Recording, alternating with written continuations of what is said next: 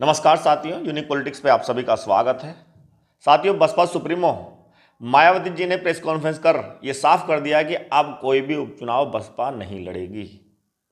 उन्होंने साफ साफ कहा है कि पहले जब बैलेट पेपर से चुनाव होते थे तब बैलेट पेपर को चोरी कर लिया जाता था, वोटों की चोरी तब भी होती थी, लेकिन आज भी कहीं ना कहीं उपचुनावों में वोटों की चोरी हो रही है।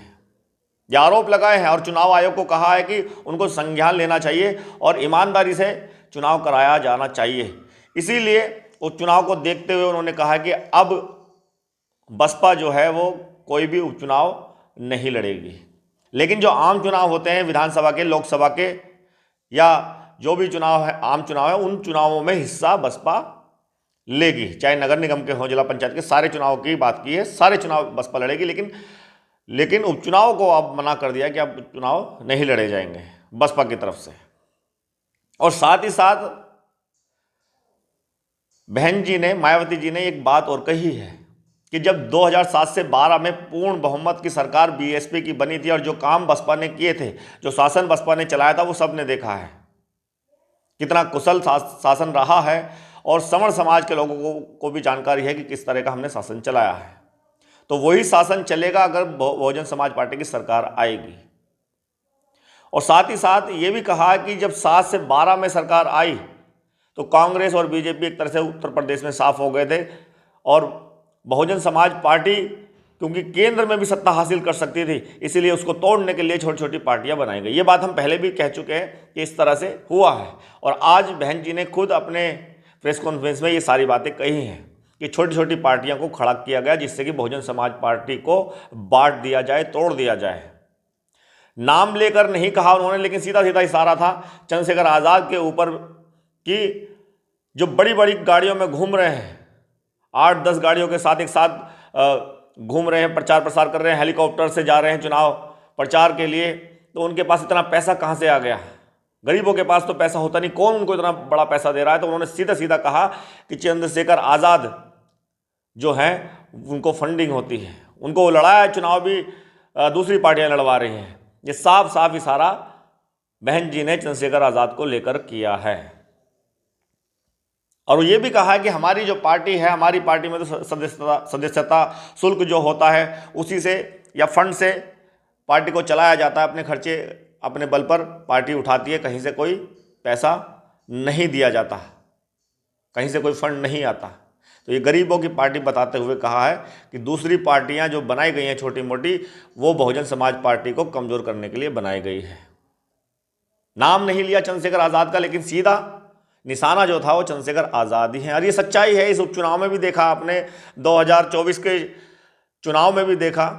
चुनाव उसमें तो 2024 में 2 ही सीटें थी, लेकिन 22 में तो कई कैंडिडेट खड़े किए थे चंद्रशेखर आज़ाद ने। और मुझे लगता है 2022 के बाद से ही बहुजन समाज पार्टी कमज़ोर नजर आई।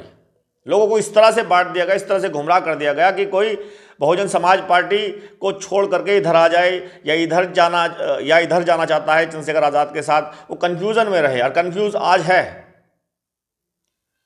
कन्फ्यूज है कि वो चंद्रशेखर आज़ाद के साथ जाए या बहुजन समाज पार्टी के साथ जाए। लेकिन वो चंद लोग हैं जो कन्फ्यूज हैं, और जो कन्फ्यूज हैं और वो चंद्रशेखर आज़ाद की पार्टी में शामिल भी हो गए हैं, वो कहीं ना कहीं ये सोचते हैं कि बहुजन समाज पार्टी ही अपना घर है, ऐसा भी सोचते हैं वो। लेकिन जिनको लालच है, जिनको स्वार्थ है, जिनको कहीं ना कहीं से कोई पैसा मिल रहा है, मुझे ऐसा लगता है कि वो तोड़ना चाहते हैं बीएसपी को। वो कंफ्यूज नहीं है, वो जानबूझ कर ऐसा कर रहे हैं। और ये सिर्फ ऐसे ही वो वाले लोग नहीं है चंद्रशेखर आज़ाद की पार्टी के अंदर है, वो दूसरी पार्टियों में भी है। बीएसपी में कहा जाता है कि नेता सिर्फ एक है। बीएसपी की जो कार्यकर्ताओं से मिला हूं मैं, जो बीएसपी के जितने भी समर्थक लोग हैं उनसे मैंने बात की है, वो सिर्फ साफ साफ कहते हैं कि बीएसपी में सिर्फ एक नेता है, वो है बहन जी, यानी कि मायावती जी।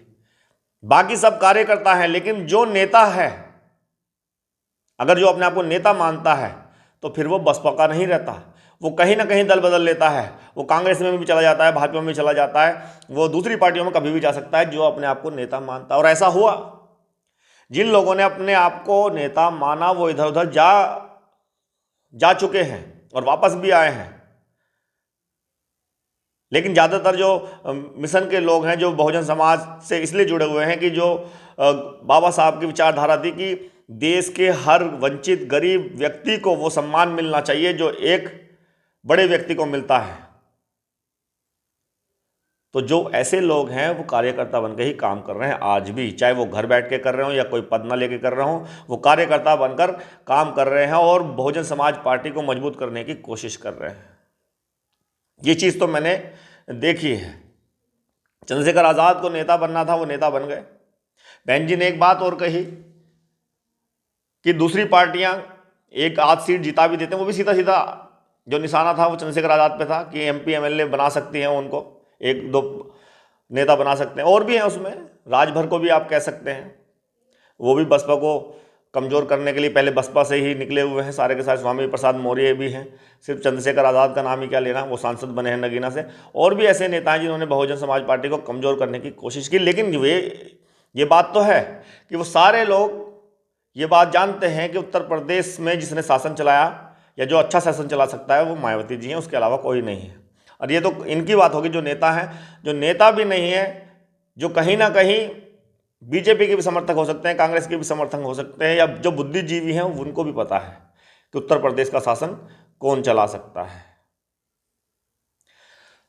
तो जितनी भी बातें बहन जी ने कही, एक तो उपचुनाव वाली कि उपचुनाव अब बीएसपी नहीं लड़ेगी, और संभल में जो मस्जिद को लेकर के सर्वे करने गए थे शासन के पदाधिकारी, वहाँ पर थोड़ा विवाद हुआ है। उसको लेकर भी बहन जी ने ये बात कही है कि अभी चुनाव हुआ है और चुनाव होते ही ये जो सर्वे की टीम दोबारा गई है वहाँ पर, उसमें ये कहा है कि जो वहाँ के लोग हैं और प्रशासन है उनको मिलकर आपस में बात कर लेनी चाहिए थी पहले, तब जाके वहाँ सर्वे करना चाहिए था। आनंद फानंद में जो चीज़ें हुई हैं, कहीं ना कहीं सरकार पर आरोप लगाए हैं मायावती जी ने। तो साथियों, बहुजन समाज पार्टी सभी चुनाव लड़ेंगे, क्योंकि अभी कुछ मीडिया पर ये चल जाता है कि आप बसपा चुनाव नहीं लड़ने की, बहुत सारी चीज़ें, क्योंकि लोग बाग तो इतना ही पढ़ते हैं, वीडियो खोलते भी नहीं हैं। लेकिन बसपा सुप्रीमो मायावती जी ने कहा है कि सिर्फ उपचुनाव की बात हुई है, चाहे वो एमपी का हो, चाहे वो विधायक का हो या कोई भी हो, उपचुनाव की बात कही है कि उपचुनाव बसपा नहीं लड़ेगी, क्योंकि उपचुनाव में बेईमानी करना आसान होता है। और जिसकी सत्ता होती है, साथ में ये भी कहा कि जिसकी सत्ता होती है वो जीत जाता है, वो बेईमानी करवा सकता है। अधिकारी पदाधिकारी कहीं ना कहीं मिल जाते हैं, क्योंकि सरकार उनकी चल रही होती है। और जब सरकार चली जाती है किसी की, और जब आम चुनाव होते हैं, तब तो ये पता रहता है कि पता नहीं कौन बन जाए, तो वहाँ पे बेईमानी होने के चांस कम है। इसीलिए उपचुनाव के लिए मना किया गया, बसपा की तरफ से, बहन जी की तरफ से उपचुनाव लड़ने के लिए मना किया है। बाकी सारे चुनाव विधायक यानी कि लोकसभा के हों, विधानसभा के हों, नगर निगम के हों, जो भी चुनाव होंगे, बाकी सब बसपा चुनाव पूरी दमदारी से लड़ेगी। बहुत बहुत धन्यवाद, नमस्कार।